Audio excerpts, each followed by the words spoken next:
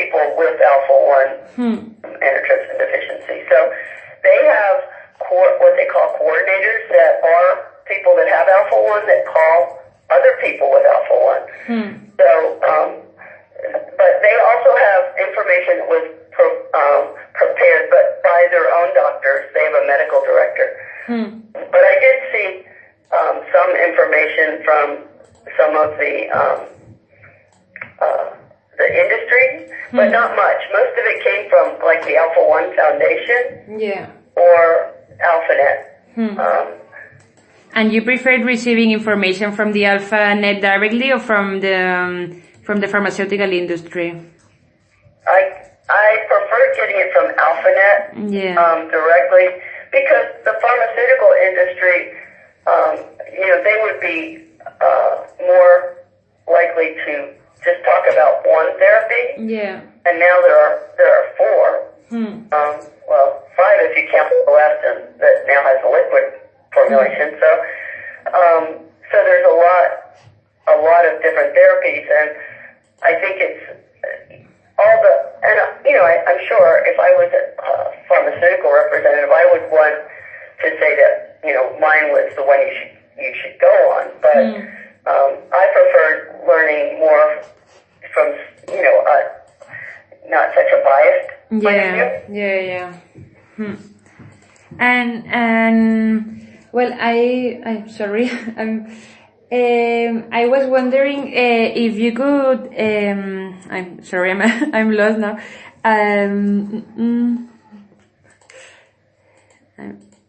One second, please. When you received the treatment the first time, did you receive any education or the way that you should administrate this treatment? Or any help from nurses? Well, you mentioned that, I think, but how was this process? Or did they help you, or if you have any questions? Boy, that was a long time. I went to a hospital for my first infusion. I know that they're supposed to run it in very slowly the first time, and I believe they did, but that was a long time ago. I don't recall getting any education really from the nurses.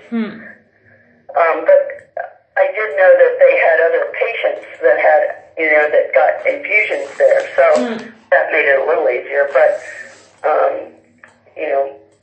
it was, at least I knew it was going to be an infusion. Some physicians tell their patients it's just going to be an injection, and they expect to get something like a flu shot. Instead of an IV, and at the time it was back in 2004. It took about half an hour to 45 minutes for the actual infusion. So when you went to a hospital, you were tied up for about 2 hours because you had to register. And then you had to go up, and they had to start the IV, and then they'd hang a saline drip, and then they'd call the pharmacy, and the pharmacy would put you in line with everything else they were working on, and eventually you'd get the medication. So it was, it wasn't the best environment. So I went there for 2 years. I got to know the nurses.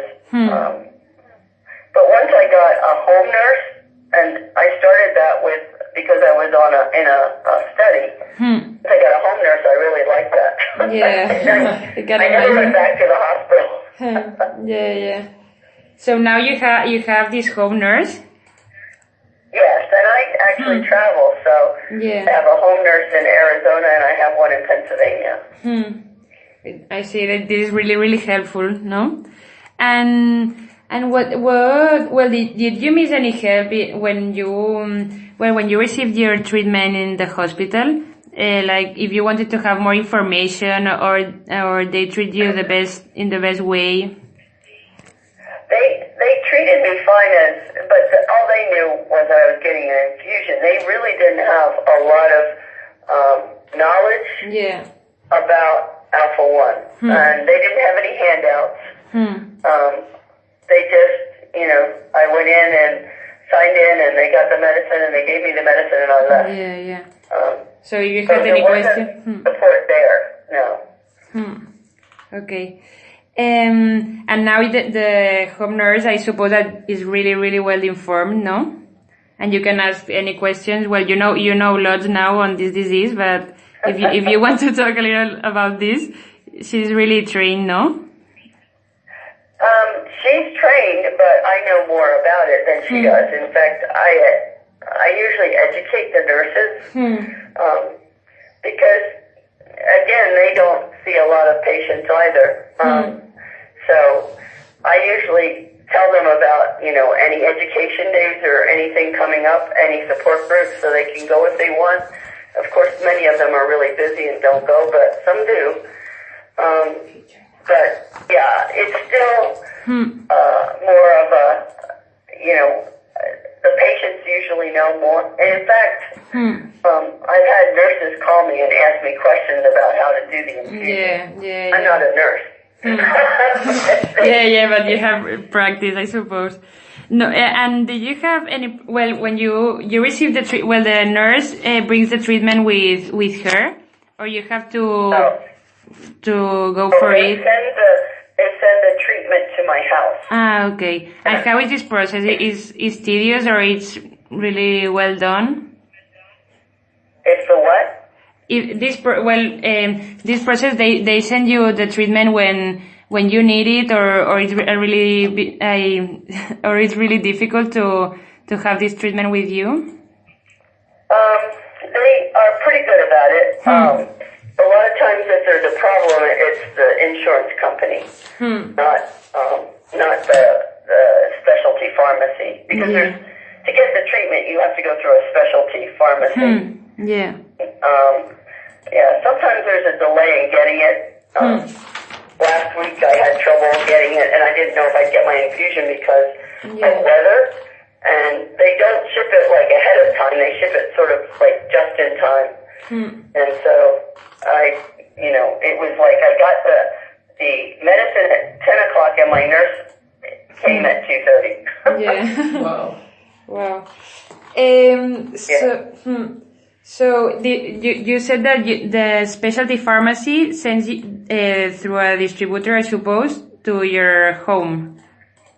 Yes, they send it to your home. Okay, so if they have any shortages or something like that, did they call you or? Actually, since I've been taking it, even in the beginning when I first started taking it, we used to have to call a number to see if we were going to get our medicine that month because of shortages. But since there's 4 treatments now, I haven't had a problem at all. Okay. I know that there's been a shortage of Zemera lately, and people have switched to different therapies just because of that. But then it's a whole rigmarole to get to switch because of your insurance company and the doctor's prescription. And it's a mess. So, there are instances if the FDA finds something wrong at the place where they're manufacturing or fractionating or doing all the, preparing the medication for distribution, they can close the place down and there'll be a shortage, but I haven't experienced that. Yeah. There have been with, I think, Zemera and with Prolastin in the past, but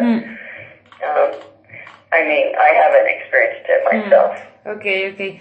Well, we have talked about a lot of things, but now, I was wondering, I would like to discuss a little bit about the trends that will drive change in